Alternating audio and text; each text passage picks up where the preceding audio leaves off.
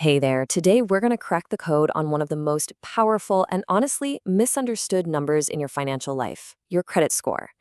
In just the next few minutes, we're going to demystify it completely. You'll know what it is, how it's made, and most important, how you can take control. So let's just start with a question. How much can a single three-digit number, somewhere between 300 and 850, really change your life? You might think it's just for huge things like buying a house, but it's so much more than that. The answer? Oh, it's a lot. Let's put a real dollar amount on that. Over $8,000. That's the kind of money you could save on a pretty standard home loan just by getting a slightly better interest rate. And you know what the key is that unlocks that better rate? Yep, a higher credit score. We're talking about thousands of dollars that could be back in your pocket instead of the bank's. And look, this isn't just some made-up number. A huge study in 2022 looked at over 860,000 mortgages and found a direct, undeniable link. The data just confirms the golden rule. The higher your credit score, the lower your interest rate is going to be. It's not an opinion, it's a financial fact. So here's our game plan. First, we'll cover why this number matters so much. Then, we're going to pull back the curtain on what's actually in the score. After that, we'll lay out a super simple action plan. And finally, we'll touch on a couple of special cases, what to do if you need to fix an error or build your credit from scratch. Okay, let's dive into part one. Why does this little number carry so much weight? Once you get this, everything else starts to click into place. So what even is a credit score? Well, think of it as your financial trust score.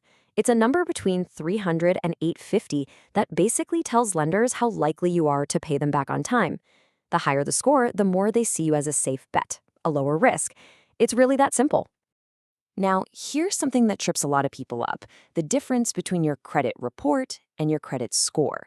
The easiest way to think about it is like school. Your credit report is the detailed transcript. It lists every class you took, every grade, every late assignment.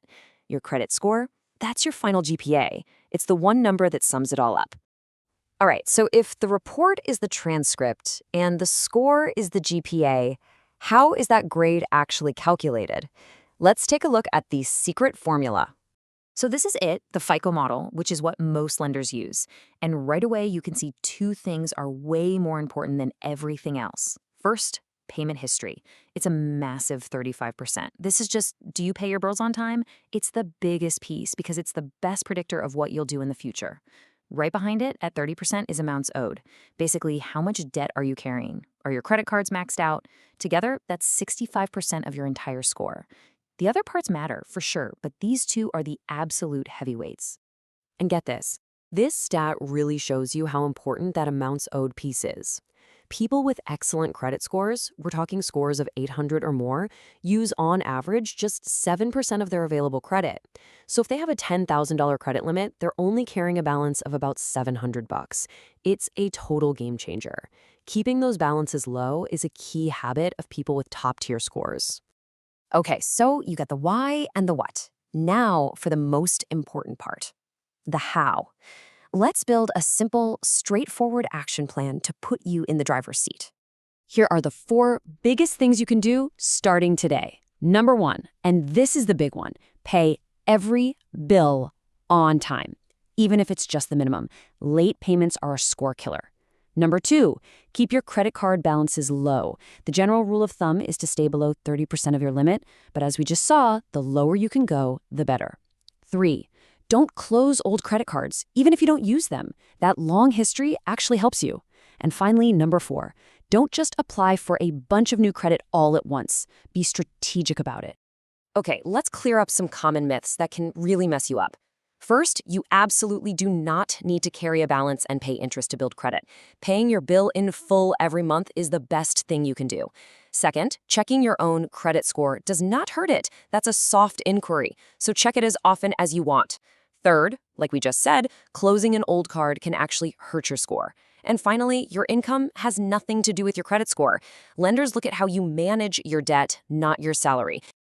All right, for our last section, let's talk about a couple of really important situations. What if you find a mistake on your report? And what if you're starting from square one with no credit history at all? If you're starting from scratch, you should know you are not alone. Not even close.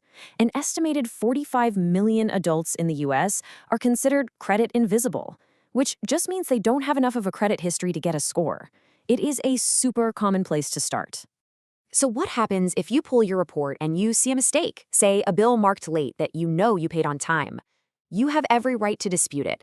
It's actually a pretty simple two-step process. First, you contact the credit bureau that's showing the error. You have to do it in writing. And second, you also contact the company that reported it in the first place, like your bank. By law, they both have to investigate. And if you have no credit history, here are 3 fantastic ways to start building it. A secured credit card is a great tool. You just put down a small deposit, say $200, and that becomes your credit limit. Or you could try a credit builder loan. This one's kind of cool. The bank basically gives you a small loan, but holds it in a savings account. You make the payments, and once it's paid off, you get the money and a positive history. And finally, you can ask a family member with great credit to add you as an authorized user on their card. You can piggyback on their good habits. So after all this, what's the one thing, the most powerful and immediate first step you can take right now to start taking control of your credit score? It's so simple. Go to annualcreditreport.com. It's the official site, and it's free. Pull your reports from all 3 bureaus. That's it. You can't fix what you can't see. And knowing exactly where you stand is the single most important step you can take. Because when it comes to your money, knowledge isn't just power, it's control.